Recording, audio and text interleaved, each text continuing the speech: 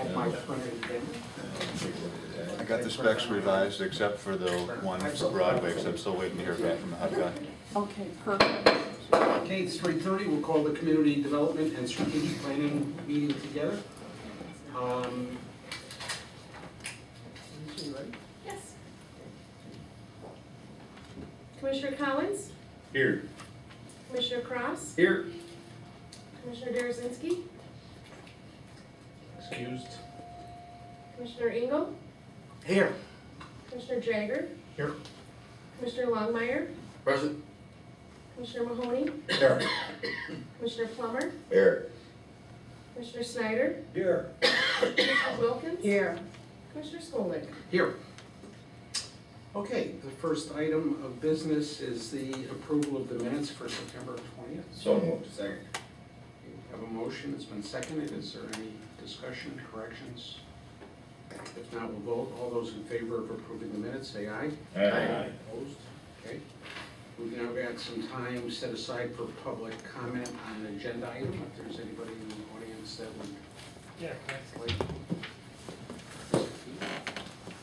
If you just tell us who you are. Dave Keith Jr., Supervisor, Muskegon Charter Township. Item number CESB 1210-13. Muskegon Township made a request to Chairman Mahoney to ask you guys to deed us that 45 feet west of the Township Hall. We did not know until we went to do an improvement to the Township Hall yard that we didn't know it. I mean, we've been maintaining it since 1993, and that's why we came to the board and we're asking the board to grant that request for us. No, yeah, everybody on your board pretty well approved this. I mean, this is really a great thing for you. Yeah, that's a great thing for us. Like I said, we've been maintaining it since 1993 and weren't even aware we didn't own it. Right. So it's good that you would take care of our property. They even build on it. Very good. Thank you, Dave. That's not waterfront property, is it? When it rains heavy sometime. Occasionally. Only if there's a pipe break. All right, we've got a presentation. I'm not sure who's going to do it. Oh, okay, Mr. Port Rail Transportation Committee update.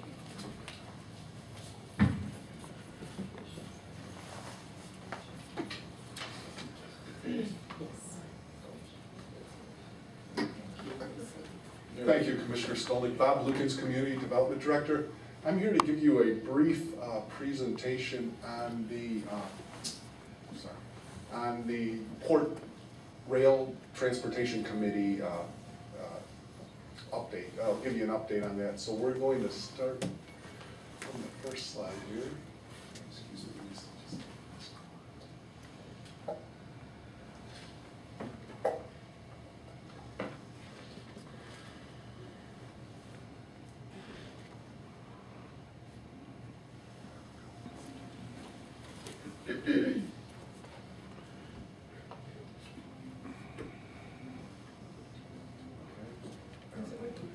There we go. For fiscal year 2012, there were 3 strategic initiatives that were identified by the county elected officials and staff. That was replacement of the county jail, marketing and public communication, and development of the port facilities, Muskegon's port facilities. The Port Rail Transportation Committee evolved out of these 3 strategic initiatives and was tasked with developing recommendations to the county board for further development of the port facilities. There were 10 individuals that were officials and individuals that were assigned to this committee. Commissioners Engel, Jagger, and Cross were the elected officials, in addition to Drain Commissioner Dave Fisher, and then other county staff and directors that were assigned to the committee. We had initial meetings, strategic meetings, that decided what we would do for the committee and in the committee. And those tasks were, we wanted to first identify opportunities and limitations to development of the port in Muskegon. And some of those opportunities were that private port development was already underway and regular dredging schedule was already in place. Because Muskegon County accepts over 1 million tons of freight or coal, other imports into our port, we are automatically added to the state's dredging list. So we're dredged about, I believe it's every 3 years, and the port is kept open for heavy ships to come in. We also had the opportunity with easy access to interstates and railroads, ballast water treatment capabilities, and our strategic location to Grand Rapids, Lansing, Kalamazoo. The interstates come right here, the railroads come in here. It's easy to move freight in and out of the port facilities that we do have here. Some of the limitations that we discovered were we needed to improve communication between the private landowners who run these port facilities here in Muskegon County, and then the government involvement in private business operations.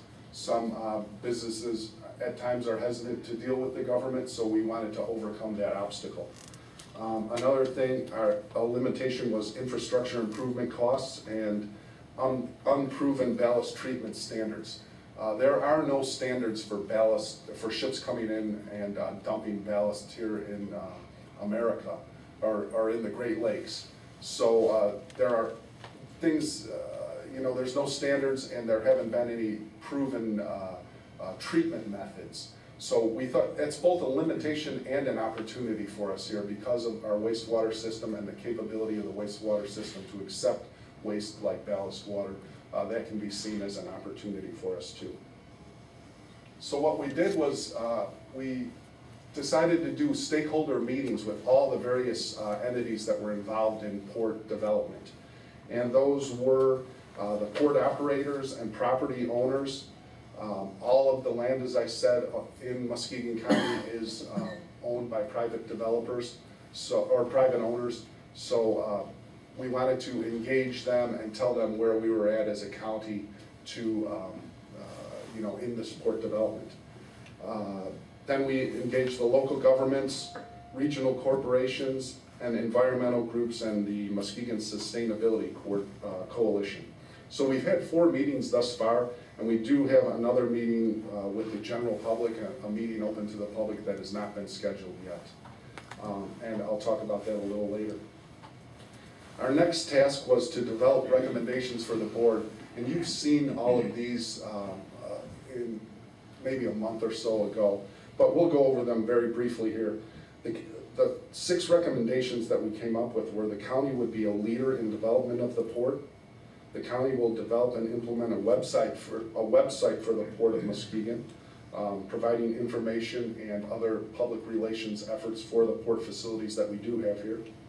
The county will facilitate regional cooperation in the development of the port through the West Michigan Economic Partnership, which has now been implemented and enacted by the state. So we are members of that. The county will evaluate the assets and liabilities that impede or support port development. So, as I mentioned earlier, we're looking at the various infrastructure and other opportunities and limitations that we have to move this project forward. The county will join port associations, the Michigan Port Collaborative, and the Seaway Task Force. We are members of the Port Collaborative already, and actually in 2010, I learned that we had their conference here in Muskegon too. So we've been pretty active members of that. And the Seaway Task Force is an organization that we're looking at now to join. And then finally, the county will continue to seek public input for further port development activities. Here are some of the project updates that we have. This is the Port of Muskegon website.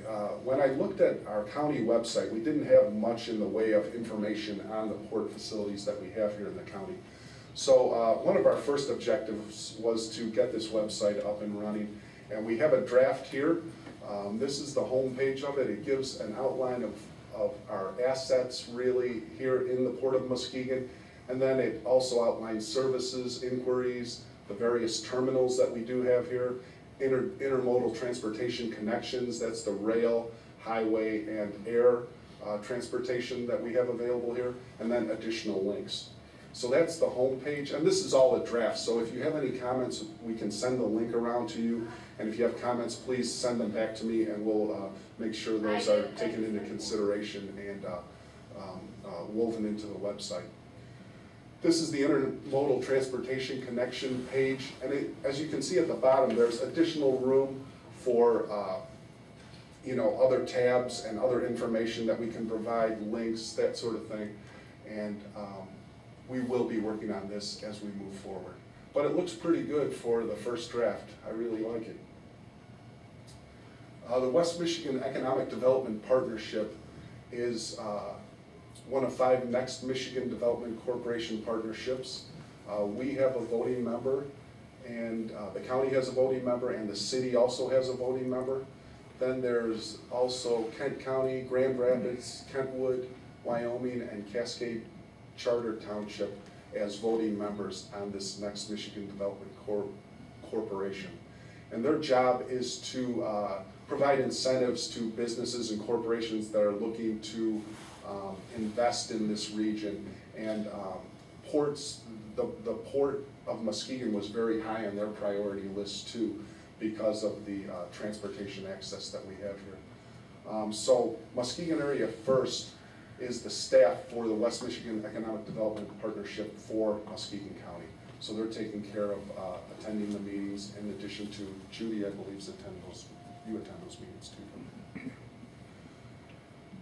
The associations, the port operators, the West Michigan port operators are the private owners of port facilities here in Muskegon County. The Seaway Task Force, as I mentioned, was a coalition of all the Great Lakes states in the U.S. and Canada that are working together on Great Lakes initiatives, and then the Michigan Port Collaborative. I think Mark Eisenbarth from Wastewater also found another organization today that has something to do with port operations. Yeah, it's more national, worldwide association. Okay. So that's another organizations. There are some out there, and we're continuing our research into these organizations and associations. I did mention that ballast treatment opportunities are available. As you all know, probably better than I, we have one of the best wastewater treatment facilities in Michigan and the Midwest. So we're looking and exploring at those options. Mark and his staff are looking very closely at that because it is unproven technology now, and it's really in its infancy. So I think we're getting into that at the right time and taking a look at what we could potentially have to offer. Our next steps, our draft bylaws will be reviewed by the committee on October 24th. Those are already in draft form, and we'll take a closer look at them. We'll be deciding on committee structure too at that October 24th meeting, I believe. And then eventually, when we get everything in order, we will begin to initiate the recommendations. Some of them have been initiated already, like the website and membership in some of these organizations, but we will be moving the project forward. Any questions? Yes, sir. Go ahead, Anthony. Yeah, at the MAC conference, commissioners, myself, Snyder, Plummer, and Wilkins went to a workshop that dealt with Amtrak, and he was speaking about rail. And there was a gentleman that approached us that said he could help us if we wanted to try to get that ball rolling to extend Amtrak services to Muskegon. Have you all reached out?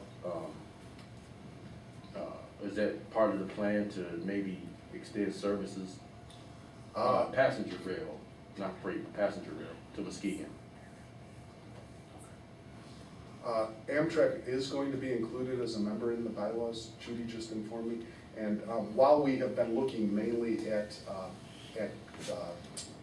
freight for the port facilities, from a tourism aspect, I'd love to have Amtrak here because it would just enable additional visitors to get here, much easier. So we will be looking at that actually from both aspects now.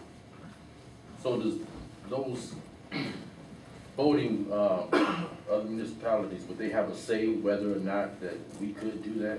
Like those ones in Grand Rapids, in Kent County and all those? We'll have to check on that for you. The structure, the bylaws that we're going to be reviewing on October 24th identify an oversight committee. The oversight committee is to be made up of stakeholders. Amtrak will be one of the stakeholders. That oversight committee will not have a connection to the group that you're talking about, to the MEDC. This will be a county group. And so what comes from this will be county generated. All right, thank you. Does anybody else have any questions? As a website, you say it's in your test mode, you don't have it up and running yet? Right, it's in the draft stage right now. It's, as soon as we get your comments back, we can make it live. John? Is there any thought being given to expanding the makeup of the economic development group by adding anyone out of county? I'm thinking specifically of Holland and that area on a regional basis. The application did not include them, however, my understanding of the process is that add-ons can be brought in at any time. And it's state generated, so regionalization would be a positive for that. But I don't know why, you know, it was really Grand Rapids, it was really Kent and Muskegon, the right place in Muskegon area first that really initiated it.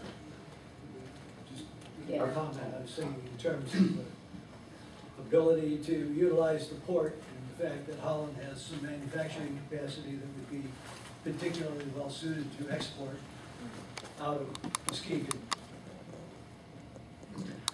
I think they need to join it. They need to join the overall Michigan Corporation. I mean, That's what I was talking about. Okay, so I think that's governed by state statutes and so forth. I have, okay, Alan? No problem. Did anybody in the new budget, did they put any money in it for it to help push this forward? Because I know that some of this was going to take money to implement, like the infrastructure reviews and all that kind of stuff. There is not any money in the 2013 budget for these initiatives. However, if one reason there wasn't any is because it's an unknown. We don't know what the money is. And so as this group comes together, that will be one of the planning things as we look at future budgets. I'm working with many of the regional organizations too. They have a lot of this information compiled already. So in some cases, it would be a matter of gathering that information, which would, you know, the staff could do. Anybody else? I have just a couple questions. The ballast water, can that be sent directly to the wastewater? At this time, we're uncertain of that. We don't know if it will have to be pre-treated or not. It'll have to be pre-treated. Oh, okay. And this group called West Michigan Port Operators, like other than West Michigan Dock here, is there another? I mean, if there is, I don't know who it is. I believe there are 6 or 7 operators involved in the West Michigan Port Operators Association, and they are all located here. I think there is one entity in Grand Rapids that may be involved too. I'm really uncertain about that, but I can look into that. But if a large ship wanted to come into Muskegon, is there a place other than West Michigan Dock they could unload?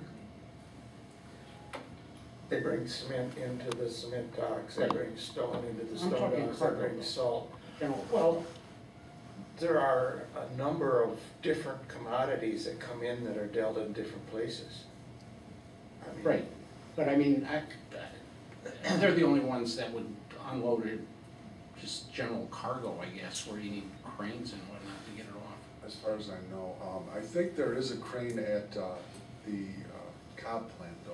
I don't know if that can be used for cargo unloading though. And the one down in Lakeside too. Great Lakes. And they have heavy lifting capabilities with it. I mean, At this time in Muskegon County though, the Port of Muskegon does not have intermodal capabilities for removing and storing the containers that you see. I don't believe we have that capability right now. Okay, and then just the last thing, and I've got a meeting about it tonight. Apparently I live on the water, and the water is really low. Apparently it's at the at about the 1964 historic low. And what is that? It's down 17 inches this year alone, I think. Is that enough to impact the size of the ships that can get in here, or is it still deep enough? It is, and they have to adjust their ballasting when they're coming in. That's why the dredging is so important, that we maintain that threshold of over 1 million tons of cargo that we unload here. Because if it's below 1 million tons, they can deny you dredging. The state or the federal government can deny dredging. So if we maintain that $1 million or 1 million ton threshold, we are on that dredging list. You know, we're scheduled for regular. Okay. Mark? I think it's a valid point. Every inch makes a difference in cargo, but at this point, anything going through the St. Lawrence has more restrictions Than us. Okay. Very good. Anybody else? Bob, yes. They do got a thing going on down in Muskegon. A local company went out and actually surveyed Muskegon Harbor. And on the south breakwall, there's a big shoal that's only like 16 feet deep. They're afraid that with the weather and everything else that it could possibly close, not blow it shut like Mona Lake, but so the freighters will get stuck. So, I mean, the freighters could get stuck, they have before, and they're worried about that with these other few shipments that are yet to come in. There's potential that they could get hung up. Okay, Bob, thank you very much. I appreciate it. All right, we'll move on to items for consideration. The first one is CDSP 12/10-11. Adopt the agreement with CGI Communications to provide web-based video tour book and authorize the chair to execute the agreement. So moved. Second. Mr. Jagger, go ahead. Yeah, there's 3 or 4 things. Do you know how long this video will be and whether we can, you know, is it gonna be long enough where we get the farms and all the community and everything in it, or is it? These videos are approximately 1 to 2 minutes long, and they just give brief synopsis of various initiatives underway. You know, quality of life, business, real estate. More like a commercial than a half-hour video. Oh, yeah, they're not long videos. They will remain on the site on our website for 3 years, and they can be updated. They're quite general in nature, but they give people a quick overview of the amenities that we have here in Muskegon. So when they're marketing, they're really only marketing it through Muskegon to our website, right? Or is this? It goes on our website, the county website. So it's not marketing like all the state country. No, it's for people that come into our website and visit, that are looking for additional information. Thank you. You guys want Anybody else? Okay. Okay. You know, maybe I missed it, but is there a price for this? There's no cost for this program. What happens is there's an initial number of videos. I believe it's 4 or 5 videos that they produce, and then additional videos are paid for by sponsorships from local businesses like banking, for instance. They would get a minute of a 2-minute video to make their pitch. Okay. I thought it was a little odd that I didn't see a price tag attached to it. There is no cost to it. All right, we've got a motion. Is there any other questions? If not, we'll vote. All those in favor say aye. Aye. Opposed? Okay, that passes. The next item is CDSP 12/10-12, adopt the agreement with Lunar Cow Design for 2013 visitors guide. Okay, we've got a motion. Second, anybody? Second. Yes. Just curious, I see on there was like 60 hits. Were any of them from any of our printers or anybody in the county? Did any of them belong to men? Yes, there were, I know of 3 that went to the site and looked at the requirements, but They decided just chose one not way or to. another. Okay, I just wanted to make sure that they saw it. Thank Yes. you. Okay, Bob, this company needs to go out and solicit ads for this thing. Yes, they do. They will send a sales team. And They will do it mainly through, they start with a mailing and then they follow up with phone calls and other initiatives to bring in advertising for the book. The CVB has been working to compile lists of potential advertisers. Our past advertisers in the guide will be contacted first, and then they'll move on to other tourism-related businesses in the county. Okay, and have you spoken with other clients of theirs? Yes, I have. The former CVB that I worked for was actually a client of theirs. And they really have contracted with CVBs throughout the nation, many in the Midwest and some in California and out in New York and along the East Coast.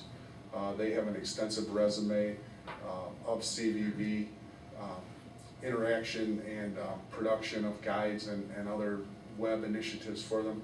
And also they've worked with a lot of attractions in the area, including SeaWorld in Florida and Cedar Fair. I mean, you're comfortable then? Yes. Any other, are they gonna bring their lunar cow here? So we can see it? I don't think so. Still jumping over the moon. That's why it's the lunar cow. Are there any other questions? If not, we'll vote on this. All those in favor say aye. Aye. Opposed? Okay, that passes. The next item is CDSP 12/10-13. So moved. Well, I should at least say that we're authorizing the board chair to sign a quitclaim deed deeding property to the township of Muskegon. So, is there any discussion on this property? Yes, Mr. Mahoney. Just telling Mr. Keefe, eventually we do get things done. Thank you. And there's no charge whatsoever? Not only that, you didn't have to sue us for adverse possession.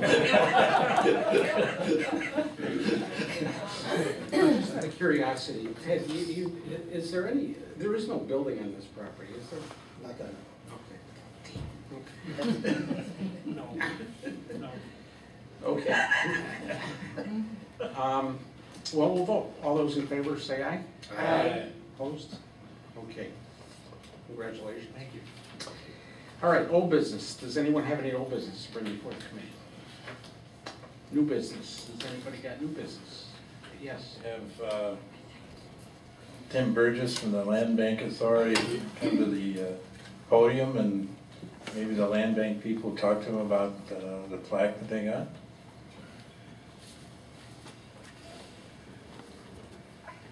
Good afternoon.